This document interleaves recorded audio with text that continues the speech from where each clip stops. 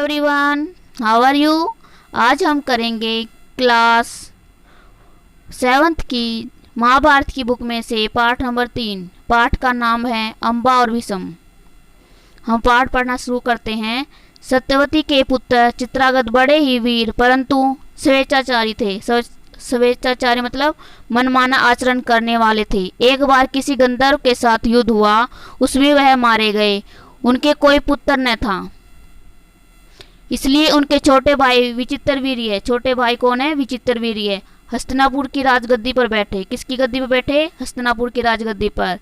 विचित्रवीर्य की आयु उस समय बहुत छोटी थी। विचित्रवीर्य की आयु कैसी थी? बहुत छोटी। इस कारण उनके बालिग होने तक अर्थात जवान होने तक राजकाज भीष्म को ही संभालना पड़ा। राजकाज किसे संभालना पड़ा? भीष्म ने। जब विचित्रवीर्य विवाह के योग्य हुए तो भीष्म को उनके विवाह की चिंता हुई। किसके विवाह की चिंता? विचित्रवीर्य के विवाह की चिंता। उन्हें खबर लगी कि काशीराज की कन्याओं का स्वयंवर होने वाला है। किसकी? काशीराज की कन्याओं का स्वयंवर अर्थात अपना पति स्वयं चुनने का आयोजन होने वाला है। कन्याएं कौन कौन थी? 3 कन्याएं थी, अम्बा, अम्बालिका, अंबिका। यह जानकर भीष्म बड़े खुश हुए और स्वयंवर में सम्मिलित शामिल होने के लिए काशी रवाना हो गए। रवाना मतलब चल पड़े। देश विदेश के अनेक राजकुमार उस स्वयंवर में भाग लेने के लिए आए थे। राजपुत्रियों को पाने के लिए आपस में बड़ी स्पर्धा अर्थात प्रतियोगिता थी। क्षत्रियों में भीष्म की प्रतिज्ञा की प्रतिष्ठा अद्वितीय थी। उनके महान त्याग और भीषण प्रतिज्ञा का हाल सब जानते थे। इसलिए जब वह स्वयंवर मंडप में प्रवेश हुए तो राजकुमारों ने सोचा कि वह सिर्फ स्वयंवर देखने के लिए आए होंगे, परंतु जब स्वयंवर में सम्मिलित होने वालों में भीष्म ने अपना नाम दिया तो अन्य कुमारों को निराश होना पड़ा। उनको क्या पता था कि दृढ़वती भीष्म अपने लिए नहीं वरना अपने भाइयों के लिए स्वयंवर में सम्मिलित हुए हैं। सभा में हलचली मच गई। चारों ओर से भीष्म ने पर फत्तियां कसी जाने लगी, माना कि भरतवंशी भीष्म बड़े बुद्धिमान और विद्वान हैं। स्वयंवर से इन्हें क्या मतलब? इनके परण का क्या हुआ? मतलब उनके ऊपर ताने कसे जाने लगे कि उनके परण का क्या हुआ। जीवन भर ब्रह्मचारी रहने की उन्होंने जो प्रतिज्ञा की थी, ब्रह्मचर्य अर्थात पूरी जीवन विवाह न करना, क्या वह झूठी थी? इस भांति सब राजकुमारों ने भीष्म की हंसी उड़ाई। यहाँ तक कि काशीराज की कन्याओं ने भी भीष्म की तरफ से दृष्टि फेर ली। दृष्टि मतलब नजर फेर ली और उनकी अवहेलना मतलब अनादर करने लगी, करके आगे की ओर चल दी। भीष्म इस अवहेलना को सहन न कर सके। उन्होंने सभी राजकुमारों को हराकर तीनों राजकुमारियों को बलपूर्वक रथ पर बैठा लिया और हस्तिनापुर को चल दिए। सोप देश का राजा सालब बड़ा ही वीर था। काशीराज की सबसे बड़ी कन्या अम्बा उस पर अनिरुक्त थी अर्थात अनुराग रूपी युक्त प्रेमी थी। उनको मन ही मन अपना पति मान चुकी थी। सालब ने भीष्म के रथ का पीछा किया, उनको रोकने का प्रयत्न मतलब कोशिश की। इस पर भीष्म और सालब के बीच घोर युद्ध हुआ। भीष्म ने उसे हरा दिया। किसको? सालब को हरा दिया। किंतु काशीराज की कन्याओं की प्रार्थना पर उसे जीवित ही छोड़ दिया। मतलब काशीराज की कन्याओं ने प्रार्थना की कि इसको जीवित छोड़ दो, तो भीष्म ने सालब को जीवित छोड़ दिया। भीष्म काशीराज की कन्याओं को लेकर हस्तिनापुर पहुंचे। विचित्रवीर्य के विवाह की सारी तैयारी हो जाने के बाद जब कन्याओं को विवाह मंडप में ले जाने का समय आया तो काशीराज की बड़ी बेटी अम्बा एकांत अकेले भीष्म से बोली, गंगे अर्थात गंगा का पुत्र, मैंने अपने मन में सोप देश के राजा सालब को अपना पति मान लिया था। इसी बीच आप मुझे बलपूर्वक यहाँ ले आए। मेरे मन की बात जाने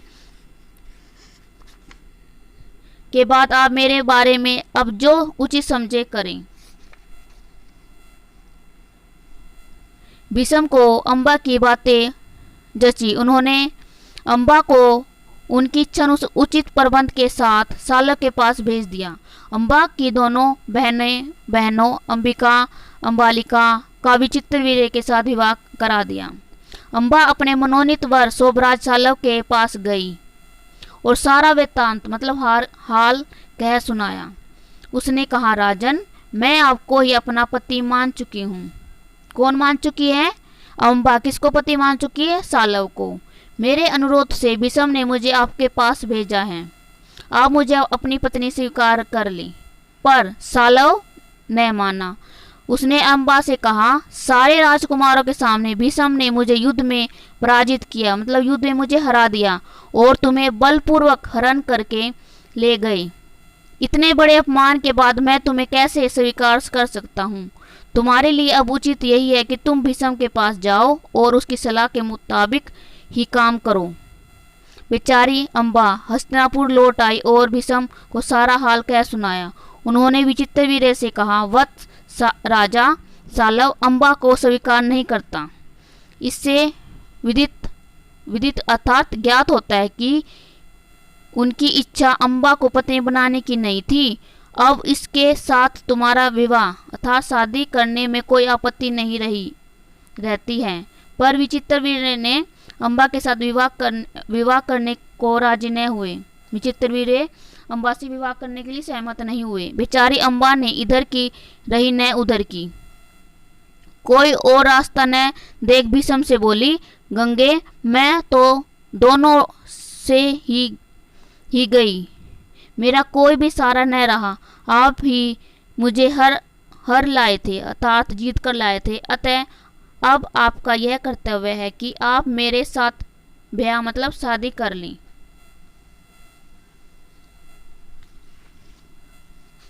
भीष्म ने उसकी बात ध्यान से सुनी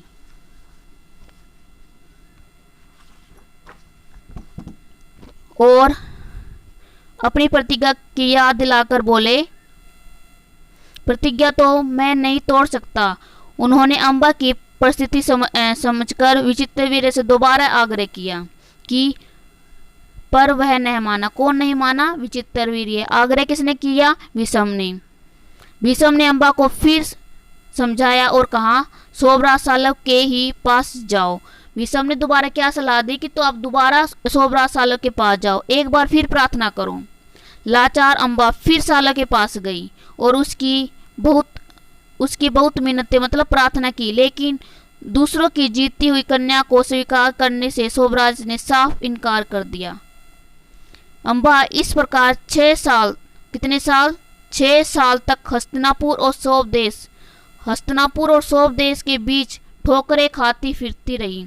उसने अपने इस सारे दुख का कारण भीष्म को ही समझा। उस पर उसे बहुत क्रोध आया और फिर प्रतिहिंसा मतलब बदले की भावना की आग उसके मन में जलने लगी। भीष्म से बदला लेने की इच्छा से वह कई राजाओं के पास गई और उनको अपना दुखड़ा सुनाया। भीष्म से युद्ध करके उनका वध करने की उसने राजाओं से प्रार्थना की कि उसने राजाओं से अनेक राजाओं के पास गए, उन्होंने प्रार्थना की कि तुम भीष्म से युद्ध करो और युद्ध में भीष्म को पराजित करो।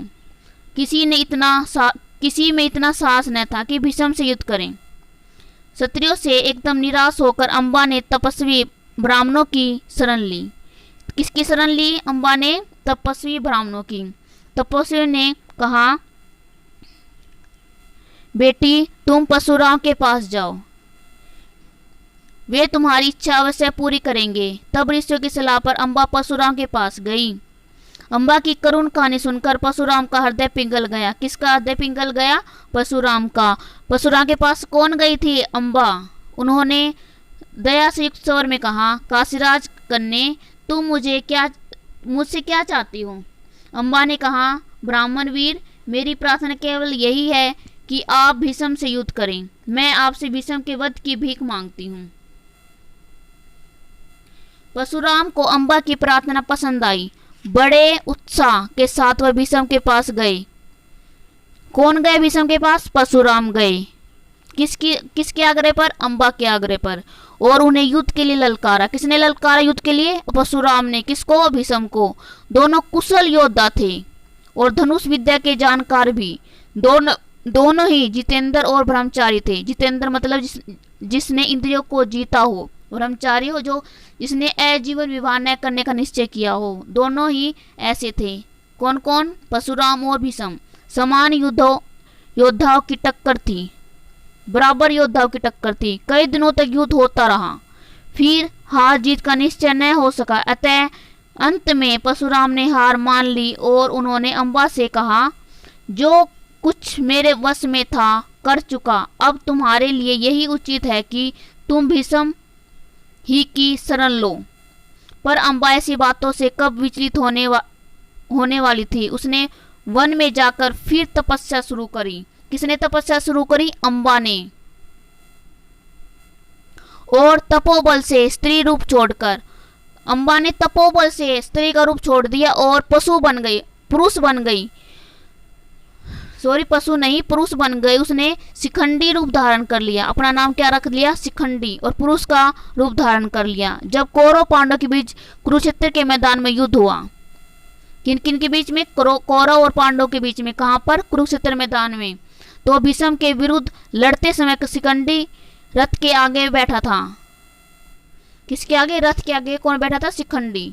शिखंडी के रूप में कौन थे? वो अम्बा। और अर्जुन ठीक उसके पीछे। ज्ञानी भीष्म को यह बात मालूम थी कि अम्बा ही शिखंडी का रूप धारण किए हुए हैं, इसलिए उन्होंने उस पर बाण चलाना अपनी वीरोचित मतलब वीरों के योग्य प्रतिष्ठा के रूप समझा।